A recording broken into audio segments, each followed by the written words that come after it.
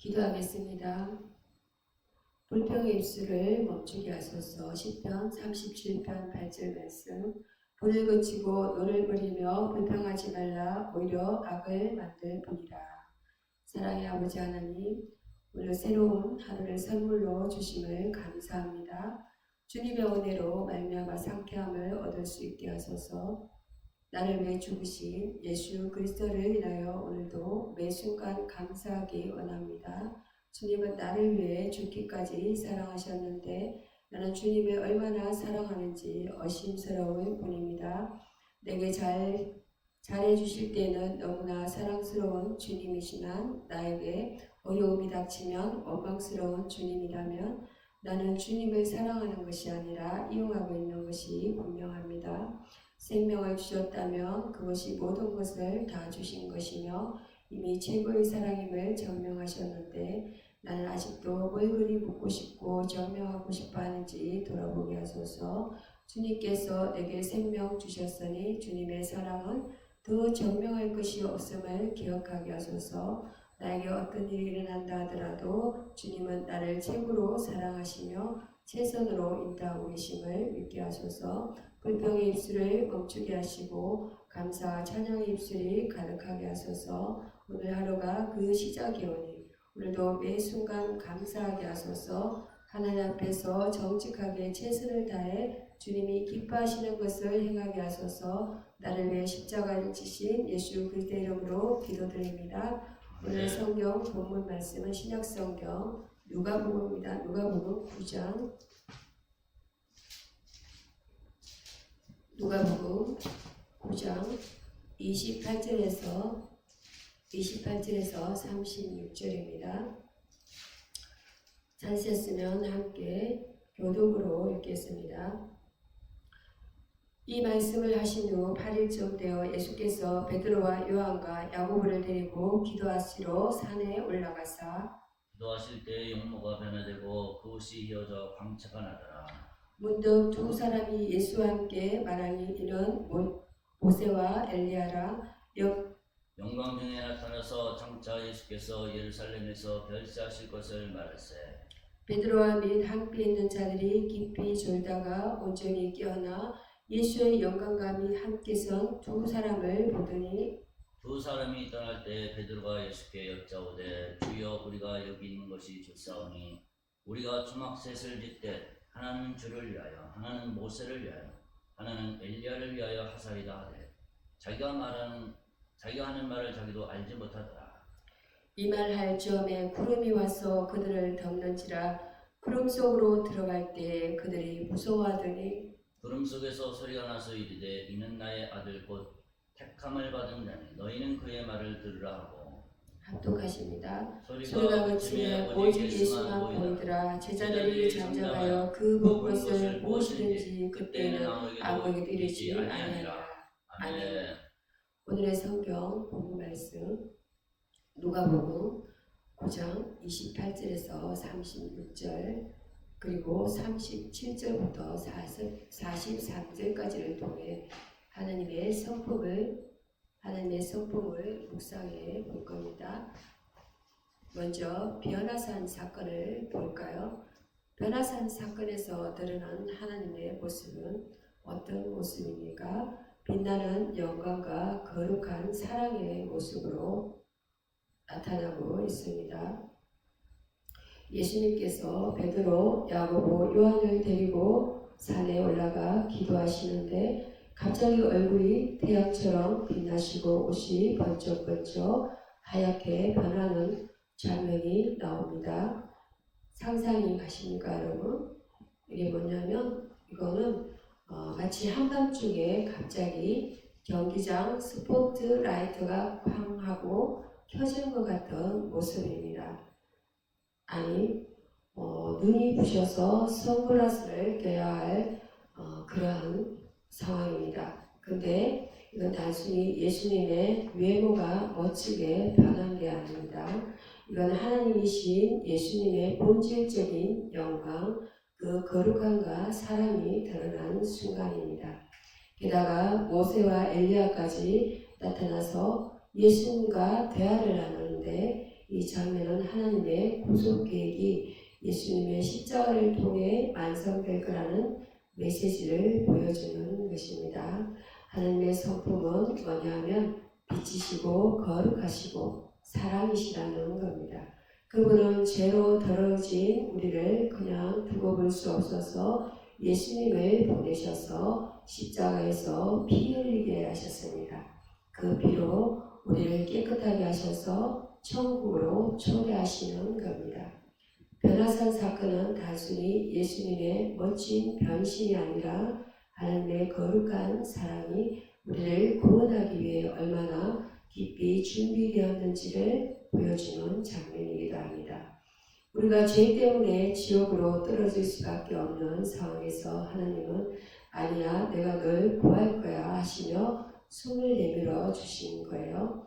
하나님의 성품은 이런 거예요.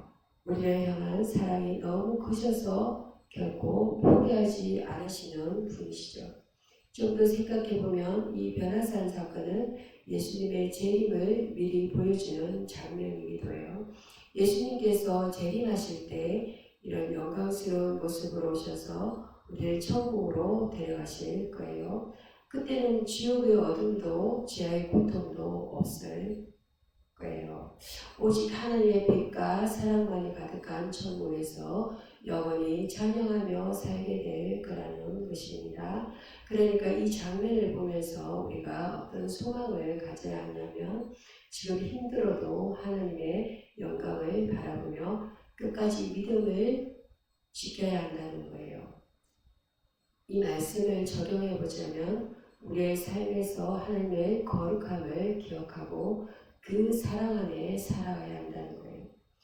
매일 아침 일어나서 오늘도 나를 구원하신 하나님과 동행해야지 하고 다짐해 보세요. 하루가 더 빛나지 않겠어요? 그리고 혹시 주변에 어려움 속에서 헤매는 친구가 있다면 그 사람에게 예수님의 빛을 전해주는 것도 우리의 몫이죠. 그러면 우리가 변화산 위에서 예수님의 영광을 본 제자들처럼 감격하며 살아갈 수 있을 거예요. 다음은 두 번째는 사람의 본질에 대해서 베드로의 반응과 귀신 들린 아이의 모습을 살펴보면은 연약하지만 구원받을 존재라는 것이에요. 이제 사람의 본질을 보면 베드로산에서 베드로가 이 장면을 보고 뭐라고 했냐면 이런 좋은 장면 놓치기 아깝다. 이런 반응이에요. 여기 초막 3개 지어서 계속 머물자 했어요. 그래서 베드로가 웃으면서 하하 웃으면서 베드로는 영광의 순간을 붙잡고 싶었던 거예요. 영광의 순간을. 솔직히 우리도 다를 바 없잖아요. 그죠? 좋은 건 오래 붙잡고 싶고 어려운 건 피하고 싶고 예를 들어 맛있는 케이크를 먹을 때 한 조각 더 먹고 싶어서 배 터지기 직전인데 한 입만 더 하면서 억지로 먹는 거랑 비슷해요. 근데 하나님께서 구름 속에서 이 사람은 내 아들이다.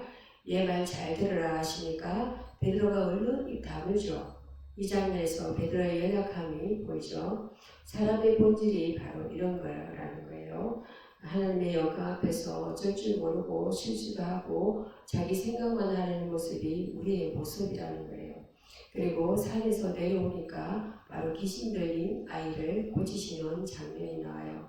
이 아이는 귀신 때문에 거품 물고 쓰러지고 고통받고 있었어요.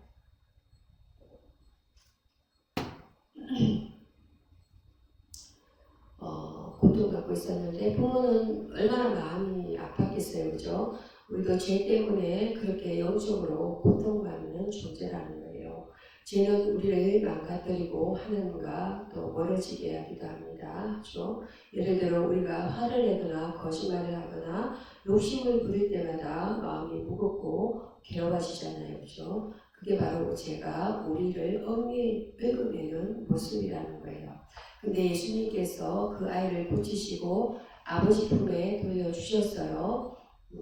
이게 바로 구속사의 핵심이에요. 예수님께서 십자가에서 피 흘리셔서 우리를 죄와 사망과 지옥에서 건져내셨다는 거예요. 우리가 연약해서 넘어질 때마다 예수님은 우리를 일으켜 세우시고 괜찮아 하시면서 내가 널 구원했잖니 이렇게 말씀하시는 거예요. 좀 더 깊이 들어가 보면 이 장면은 우리의 구원받은 모습, 정체성을 다시금 생각하게 하기도 합니다. 우리는 죄 때문에 하나님과 단절된 존재였지만 예수님의 십자가로 인해 하나님의 자녀로 다시 태어난 것입니다. 믿어지십니까? 그러니까 우리가 연약함 속에서도 포기하지 말아야 할 이유가 여기 있다는 거예요. 하나님은 우리를 끝까지 사랑하시고 구원하시는 분이라는 겁니다. 여기서 적용해 볼 것은 핵심 포인트는 이거예요. 우리는 연약하지만 예수님의 구원 안에서 새 삶을 살 수 있다는 거예요.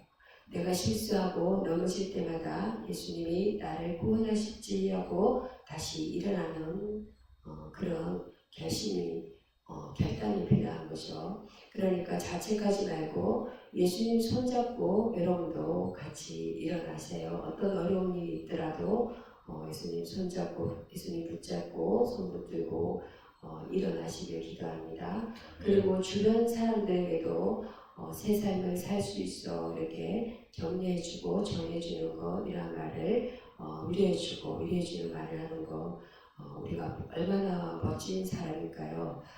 얼마나 멋진 일이기도 하죠, 그죠? 너무나 멋진 일이기도 하죠.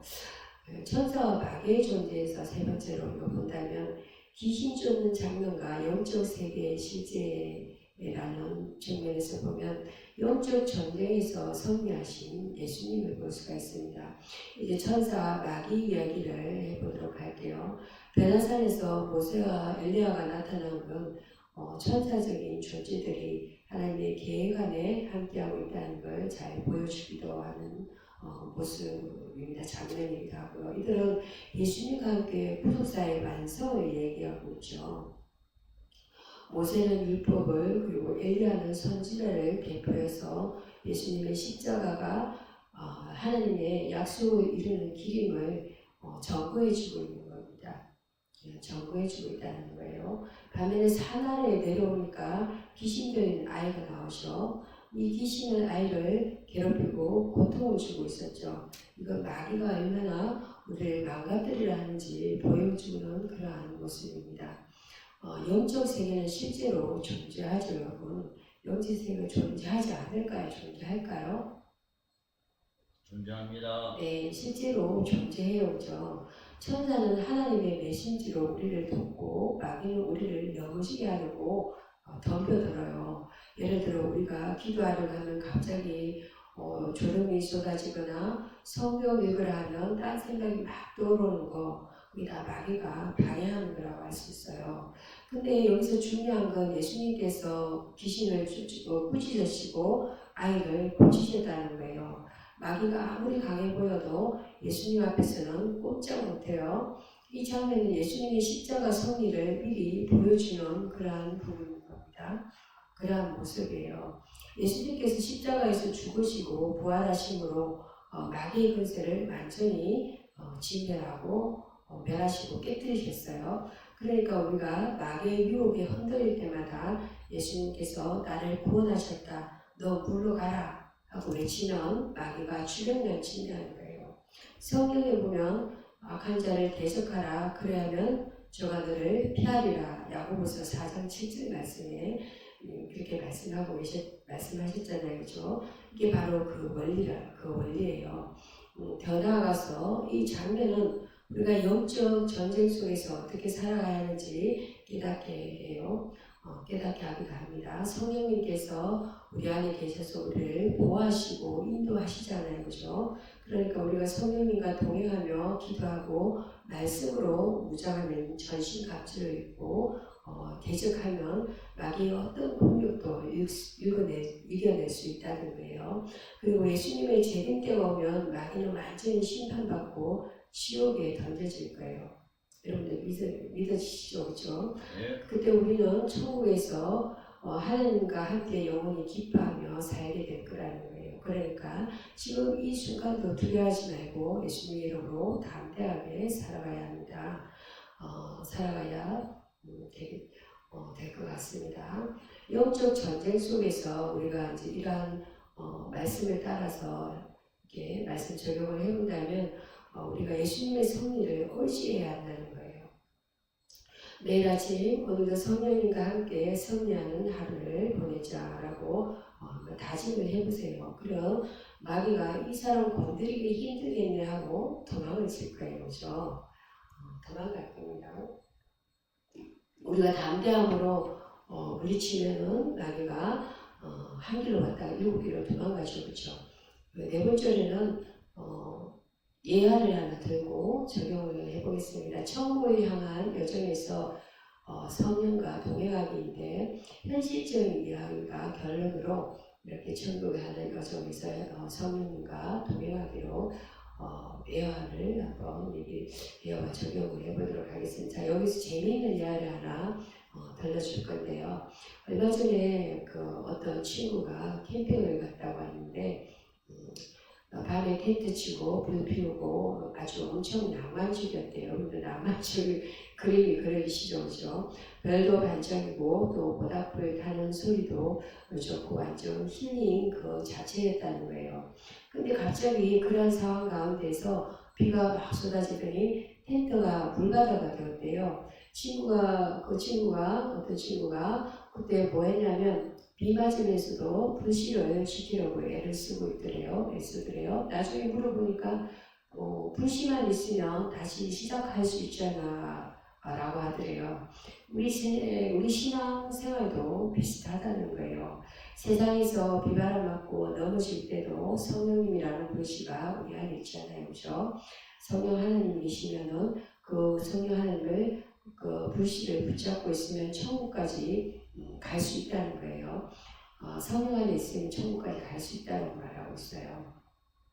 비바람이 몰아쳐도 성령님 나 좀 도와줘 하고 부르짖으면 친구에게 말하듯이 이렇게 부르짖으면 성령께서 우리를 다정한 친구로 오셔가지고 붙잡아 주시고 다시 따뜻한 불을 피워주시는 거예요. 이게 비가 나를 때 얼마나 이렇게 불씨가 텐트 속에 산 속에 불씨가 없었다면 캠프장에 얼마나 추웠을까요, 그죠? 근데 이처럼 우리 성령 하나님은 불씨와 같다라는 거예요. 그래서 그 성령 하나님을 그 불씨를 끄트리지 않도록 계속 기도와 말씀으로 무작해야 될 것 같아요. 오늘 본문 말씀에서 예수님과 영광과 구원의 약속을 받잖아요, 그죠? 베나사의 영광은 우리가 천국에서 누릴 영광을 미리 보여주고 있다는 거예요. 귀신 들린 아이를 고치신 사건은 예수님께서 우리를 죄와 사망에서 구원하셨다는 그러한 증거이기도 합니다. 그러니까 우리가 할 일은 성령님과 동행하며 재림의 날을 준비하는 거예요. 우리도 매일매일 예수님께서 다시 오실 때 잘했다, 착하고 충성된 종아 하시며 천국 문을 열어주실 거라는 거예요. 반대로 죄와 마귀를 따라가면 지옥으로 갈 수도 있으니 늘 깨어 있어야 해요.